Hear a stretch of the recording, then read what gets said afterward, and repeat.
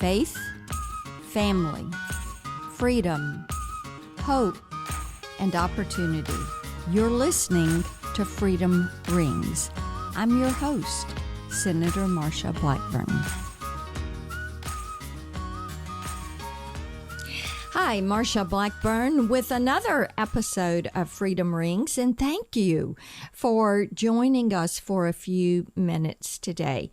And we have a happy warrior freedom fighter in the real sense with us today, Senator Cynthia Lummis, and she hails from Wyoming. And when you think about Wyoming, you do think about ranches and big skies and open space and the Cheyenne Frontier Days.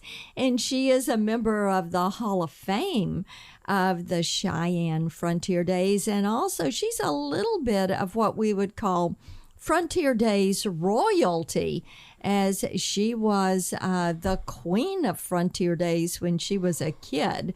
So Senator Lummis, thank you for being here, for joining us, and for bringing that fighting spirit to Washington, D.C. Well, thank you so much, Senator Blackburn. It's wonderful to be with you again. We served together in the House, and it was such a joy to watch you ascend to the U.S. Senate. And now it's my pleasure to join you there. Well, and we are delighted to have you. When we have good, solid conservative women in public service and serving in the U.S. Senate, I think it helps to many times reframe the debate. And you've been instrumental in helping, excuse me, I've got a cold today, helping shape that debate. And I'm so delighted to join you in that effort. We do think a little differently sometimes, or at least articulate issues differently than our male colleagues. Yes, indeed, we do. And you have a very long history of being female first. And I think Wyoming has a pretty long history of supporting strong women. I think the first woman to ever vote in a U.S. election was from Wyoming. You're the first female to be elected to the U.S. Senate from Wyoming. And your history of public service is so admirable. You've been a state rep. You have been a state treasurer. You have been a U.S. senator. So what led you into public service? Well, it is interesting to be from the very first state to ever grant women the right to vote. And it happened 50 years before the 19th Amendment to the United States Constitution, which is the amendment that granted women the right to vote. Women in Wyoming were voting in 1869 when Wyoming was still a territory because it didn't become a state until 1890. So we had the first woman voter, the first woman bailiff, the first woman grand juror, first woman all-city council, the first woman governor, first woman who was elected to statewide office. Estelle Real was the superintendent of public instruction. So coming from a long line of women's firsts does influence me. And then growing up on a ranch with a family that was involved in politics also was something that helped shape me. I was in 4-H. I showed cattle and sheep at the county fair. So I had a very traditional upbringing for a country girl in Wyoming. And those are the things that teach you American values and provide you, even someone like me who is painfully shy, with a kind of a background and basis that allowed me to move on. And after I outgrew being painfully shy, I was able to move forward. Well, and I love those programs like 4-H Club that gave so many of us opportunities and really helped to shape our worldview as to what good citizenship is and the importance of leadership and the importance of respect for freedom and for our American values. As you have come through this line of public service, talk a little bit about the issues that are important to you.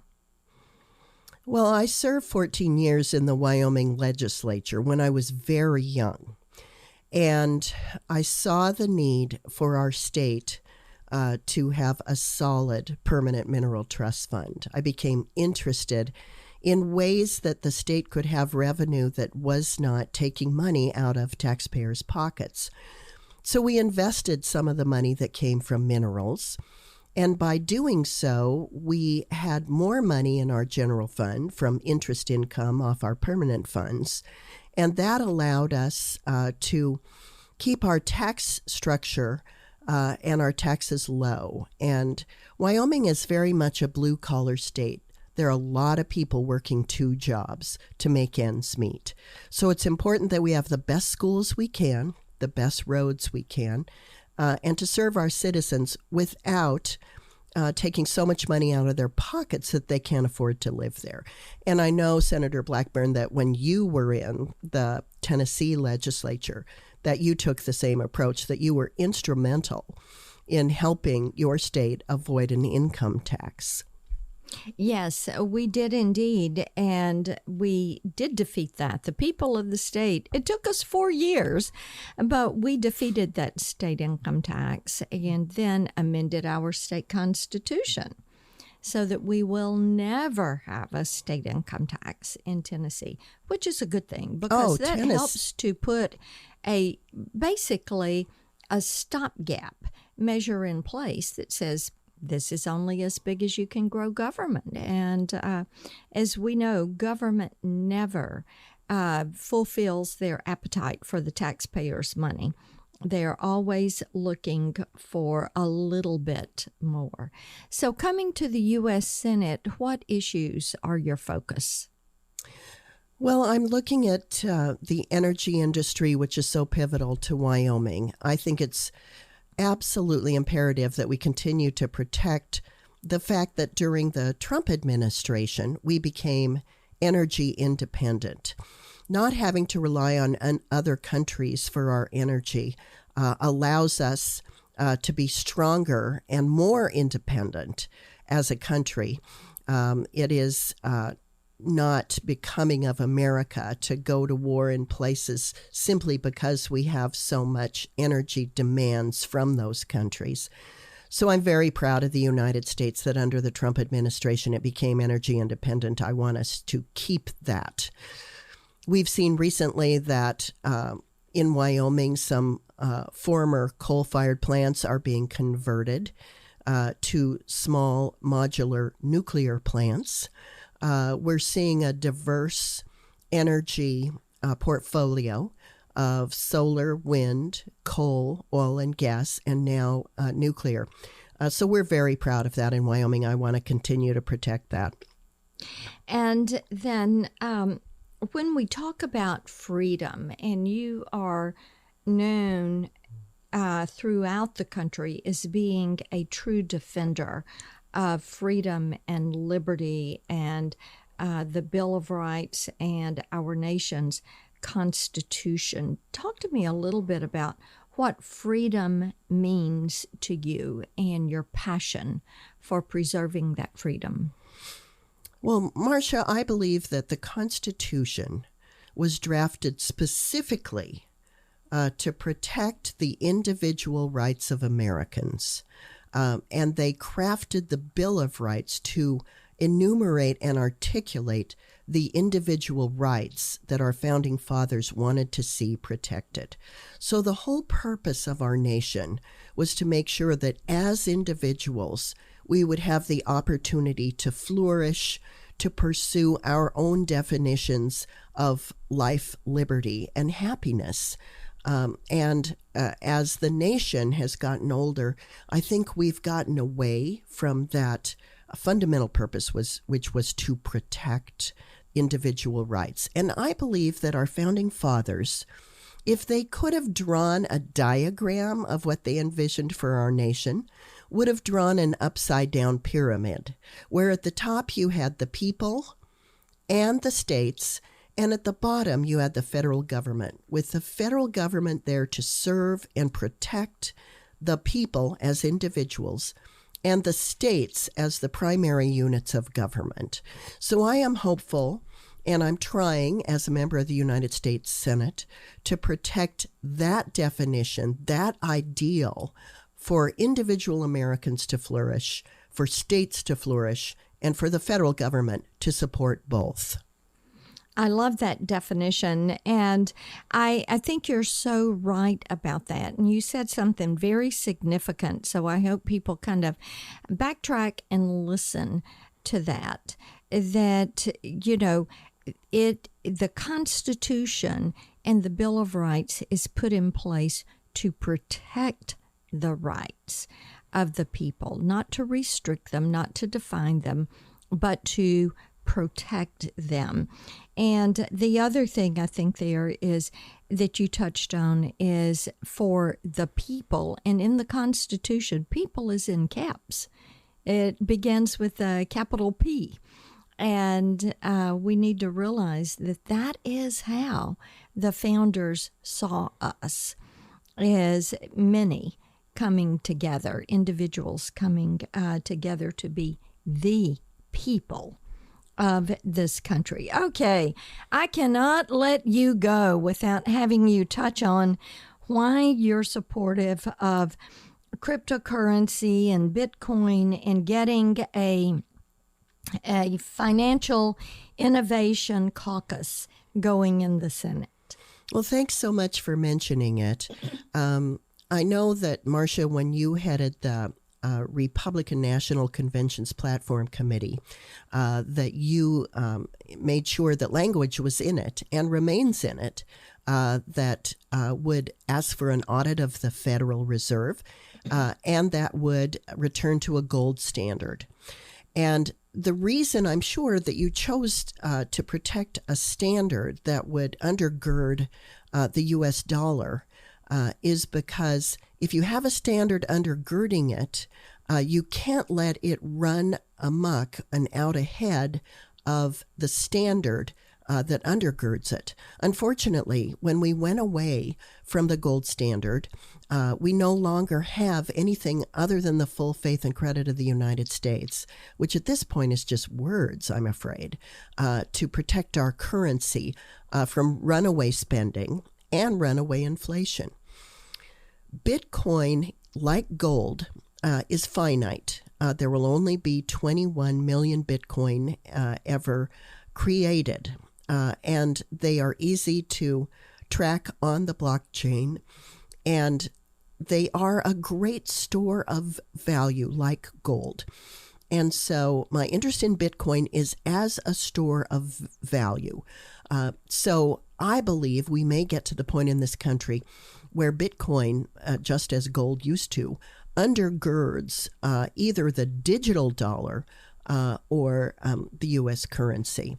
We've even seen in the last few days, El Salvador suggests that it is going to consider Bitcoin to be legal tender. That could be a game changer if they go through with it, because it would be fascinating if those countries that are so poor that they receive remittances from the United States through the workers that send money home to their relatives can do it with Bitcoin, because then every single dollar or Bitcoin that they earn in the U.S. can be transmitted by telephone, by cell phone, to their relatives in their home country without worrying about them being stolen or high fees from Western Union.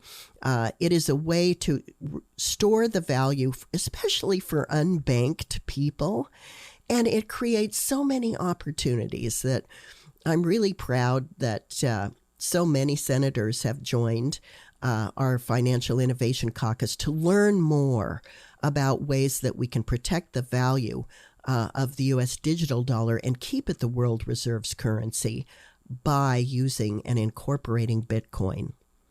And I appreciate your leadership on this because it's important that we think in terms not only of where we are today, but where we are in the future, and also realize that China is moving forward to test the digital yuan this year as the Olympics come into China. And that is something that caused many of us who are looking pardon me, at great power competition to be a little uneasy with that premise.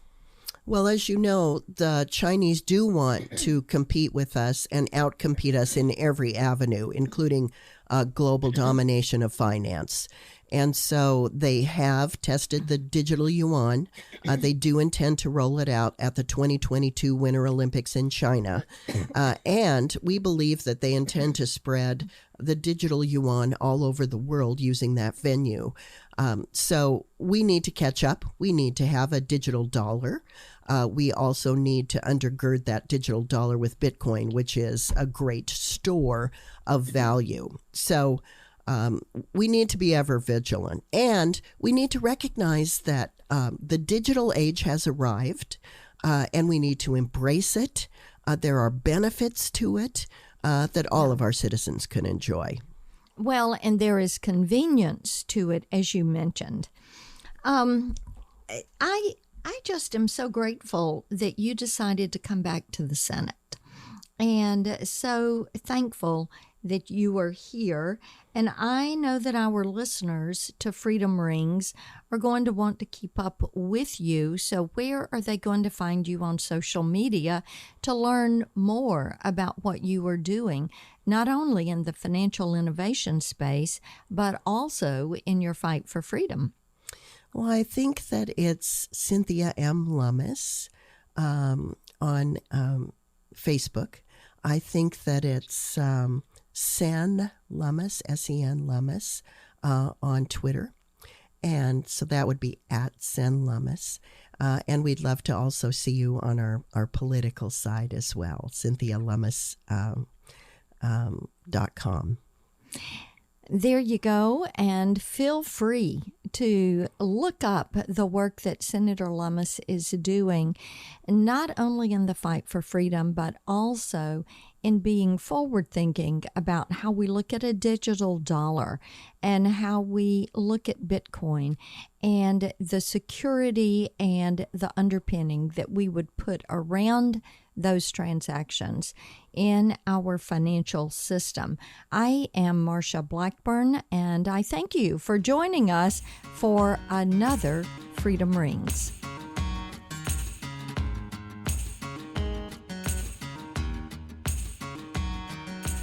Thank you for listening to this episode of Freedom Rings. You can follow me on Twitter at Vote Marsha, Facebook at Marsha Blackburn for Senate, and on Instagram at Team Marsha.